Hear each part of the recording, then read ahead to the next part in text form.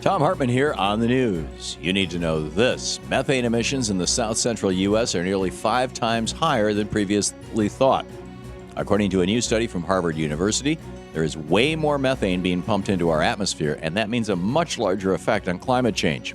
Overall, total U.S. methane emissions are 1.5 times the EPA estimates because the agency was using an invalid method for calculating methane in our atmosphere. The EPA used a so-called bottom-up approach, which estimates methane released by guessing what one cow or one natural gas field emits and then multiplying it by the number of those sources. This new Harvard study measured that amount of methane actually present in our atmosphere and then traced it back to its regional sources.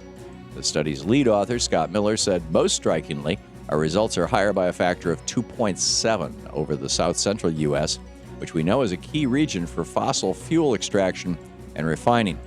He explained that they will continue to research the discrepancy between their study and the EPA estimates so that they can fully understand the impact of fossil fuel mining on methane emissions. Methane is an extremely potent greenhouse gas, and it is causing a rapid increase in global temperatures. And many experts believe it was responsible for the Permian mass extinction, which wiped out 95% of all life on Earth. Not only do we need to understand how much methane is in our atmosphere and where it comes from, we must work faster to lower those emissions. If we don't, it could bring about the next mass extinction. The future of our planet and our species depends on it. To find out more about the Permian extinction and how methane emissions could bring about the next one, go to lasthours.org.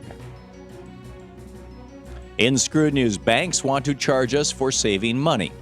Most banks are already charging customers for the so-called privilege of having a checking account, but now they want to add a few extra fees.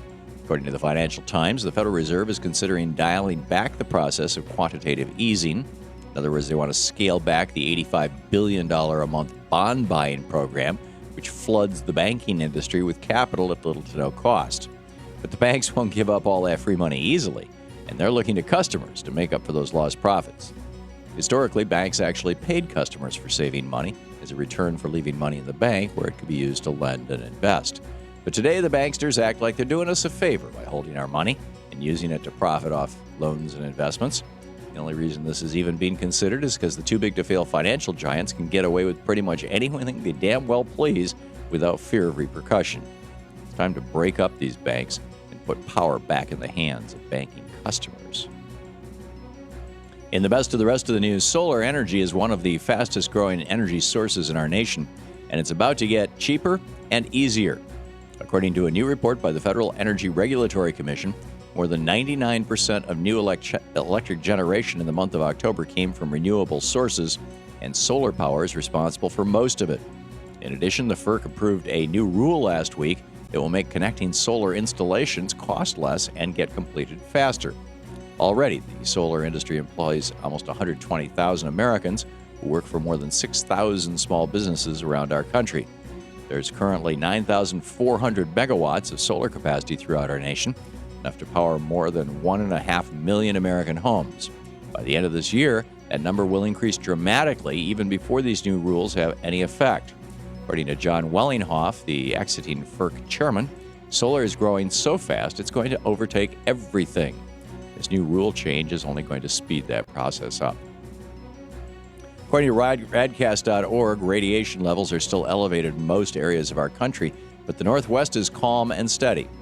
Near the East Coast, Taylor, South Carolina is about 45 counts per minute with spikes at 66. Philadelphia is hovering at 45 counts per minute with spikes to 63.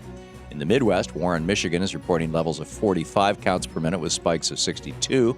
And Frederick, Wisconsin is averaging 48 with spikes at 73 counts per minute. In the Southwest, Taos, New Mexico is all the way up to 85 counts per minute, and Chino Valley, Arizona is sitting at 53 with spikes of 75. The Northwest is calmer, with Seattle, Washington reporting only 30 counts per minute, and North Portland, Oregon is at 32. Radcast also says that the EPA is reporting elevated levels of beta and gamma radiation, which appear to be coming from Fukushima.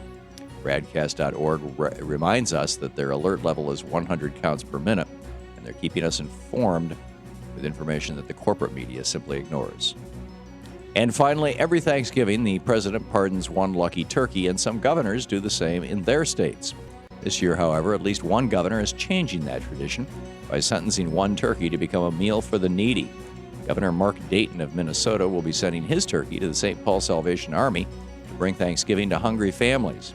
And he inspired the Minnesota Turkey Growers Association to donate enough turkey to feed 12,500 people.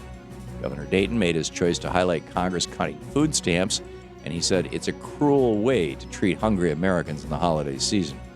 While animal lovers may prefer that the turkeys get pardoned, it's nice to see an elected leader speaking out against these harsh food stamp cuts and doing something to help hungry Americans enjoy Thanksgiving.